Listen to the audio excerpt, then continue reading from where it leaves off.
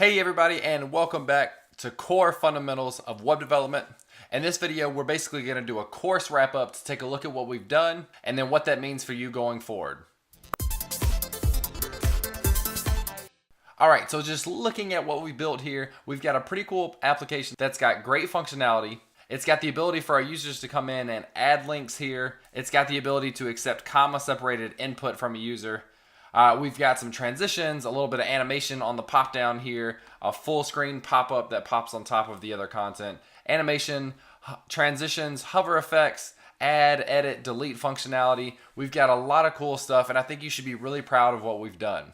So one of the things that I really want to get into in this wrap-up video is to compare a little bit the things that we've done from scratch and what it might look like using some of the most popular libraries and frameworks that are out there. So one of the first ones that's been around for a while now that has been popular for a very long time is jQuery, and jQuery advertises itself as a fast, small, and feature-rich JavaScript library. That doesn't tell you too much specifically yet, but it basically makes HTML document traversal and manipulation and a lot of these other things much, much easier. So really what that comes down to is it's got kind of a concise syntax to work with and manipulate, to work with the DOM and manipulate it, to do event handlers, to toggle classes, all that sort of stuff. It gets a little bit easier and a little more consistent with jQuery. That's why so many people in the past have used it. And it would kind of replace a lot of the things that we've had to take care of ourselves. Now, another one of the big ones here that I want to mention is Bootstrap. Now, Bootstrap is basically a more or less a CSS framework or library, whatever you want to call it. It's a set of CSS that already does a ton of styling for you, and it helps you build responsive mobile-first projects on the web. And it calls itself the world's most popular front-end component library. And I would agree with that. In the experience that I've had, there's lots of other ones that do similar things to Bootstrap, but Bootstrap to me has been by far the most popular that I've seen in tutorials and hackathons and stuff like that. And really it makes it super, super easy to get a consistent application built using the components that are already built into and styled into Bootstrap. So again, it focuses on responsive and mobile first. So the way we built our kind of grid system here to have the multiple columns, and then we shrink it down when we've got smaller screen sizes, that's something that Bootstrap has built in. It gives you classes that you can leverage to really add dynamic functionality and consistent styling to your application. Now, if you remember during our videos, I referenced a couple times that I was creating classes that were basically equivalent or pseudo-equivalent to Bootstrap classes. So hopefully if you guys have never seen Bootstrap before and you've done a couple of the classes that we've used in this course, you'll see some of those look familiar when you get into Bootstrap. Now, Bootstrap has hundreds, probably more classes than the ones that we use. We only used a couple that would be relevant to Bootstrap. But you get a kind of an idea from what we did on what Bootstrap is doing for you by some of the classes that they provide.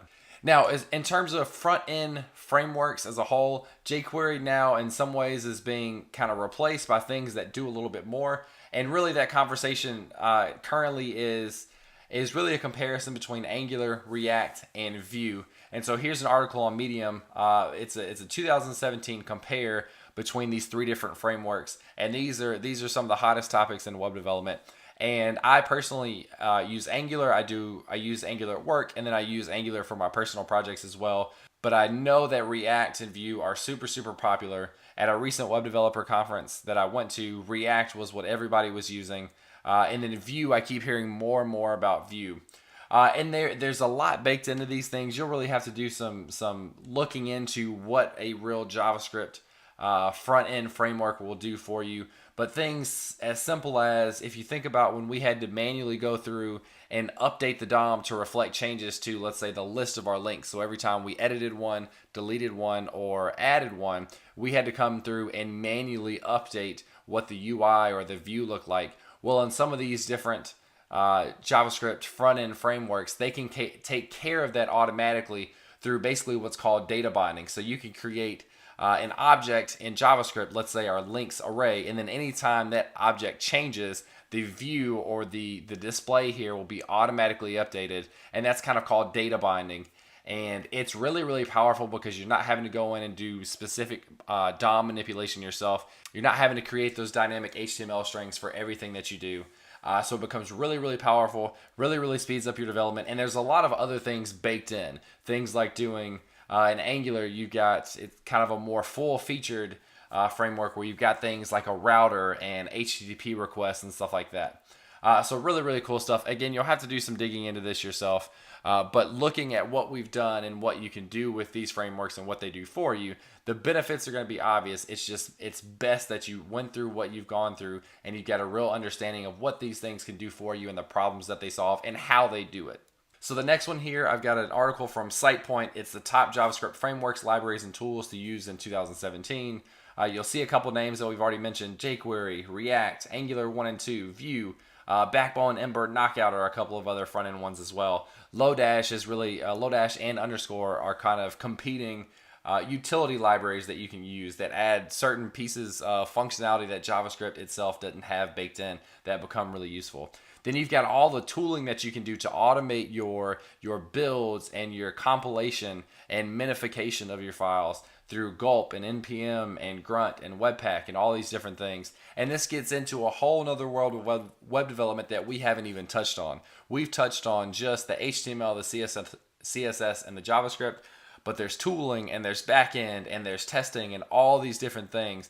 It's really kind of an exciting world that you can kind of now dive into now that you've got a good core fundamental understanding of web development and how those pieces really fit together. So you guys can look through this article. It goes through and gives a review, a comparison of what a library and a framework is, and then talks a little bit about what all these different things are and the benefits and how you use them and stuff like that. And then lastly, I'm going to leave you with top JavaScript frameworks and topics to learn in 2017. Another similar article, and this is another Medium article here, and it goes through and it talks about here's some concepts of JavaScript and DOM fundamentals, things that you need to look at, some of which we've copied or some of which we have gone through ourselves. So looking at ES6, we didn't cover all the features of ES6 by any means, but we've certainly touched on some of the more modern aspects of JavaScript through ES6. And then there's other parts in here that you can look into as well. Really understanding closures, we haven't touched on exactly what that is, but it's kind of a deeper, advanced topic of JavaScript. But we have talked about a few other of these things. Callbacks, for example, we've talked about those. We talked about some of the built-in methods for arrays and strings, such as splice and slice. So we've covered a few of these things, but here's another resource for you to go out and do some extra reading. We talked about the Chrome Dev Tools, and then there's infinite number of things that you can look into. It's such an exciting world with so much content and so many things you can do and so many free resources, things like this course, things like other YouTube videos, things like the people that I've kind of pointed you guys to. So I hope that you guys are as excited and inspired about all of this stuff as I am. So I just want to end this by thanking you guys again for watching the course, for sticking with me. I hope you guys learned something, and I hope you really enjoyed it. And last but not least, I really want to follow this up with some bonus material. So I'm looking for feedback from you guys on suggestions, critiques, or just bonus topics that you'd like to see covered. So find me at JamesQQuick on Twitter. Use the hashtag #CoreWebDev or comment below on this video. Like, subscribe, all those things. I want to connect with you guys in the future. So with that said, I will see you guys later on.